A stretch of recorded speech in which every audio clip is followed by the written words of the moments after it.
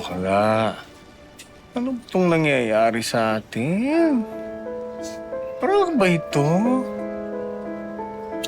Hindi ko nga alam eh. Bakit wala na tayong mga customers? Wala na rin kumakain. Dati, hindi tayo magkanda ugaga. Ang dami-daming tao. Ang haba ng pila. Ngayon, mali na. Naku, siya yung trending ngayon. Masama ang ugali. Ayaw pating magpapicture sa mga customer niya. At ito pa, pag may nagpapapicture, hindi niya pinapansin. Kaya yan, wala nang gustong kumain sa parisan niya. Oo, kaya daw yung mayabang. Akala mo kung sino sikat? Kung makapagsuot ng alahas, akala mo mayaman? Tara na nga. Sir Diwata, kaya po pa wala na tayong customer. Kalat na po sa social media yung sinabi niyong lilipas din yan. Opo, tingnan niyo po. Diwata, birthday ko ngayon. Pabati naman o. Naku, lilipas din yan. Ano naman ako? Nagpa-picture naman ako doon na. Sinunod ko naman yung sinabi mo eh.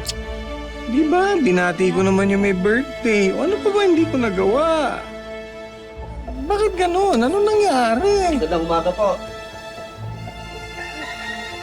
Para sa inyo. May kaso ka na naman?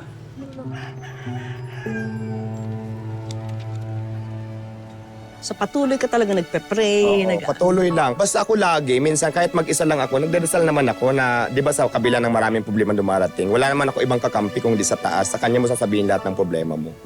So, alam ko naman, pag may problema ng isang tao talaga, hindi naman yan ibibigay siya ng Diyos kung hindi mo kayang lampasan. Friend, magpahinga ka muna kaya. Ilang araw ka nang walang tulog simula nung nakulong ka. Ano bakla? Ang hirap makatulog. Lalo na yung ilang araw ka na nasa presinto. Hirap na ako bakla. Hindi ko na alam kung saan ko pa kukunin yung pera. Kasi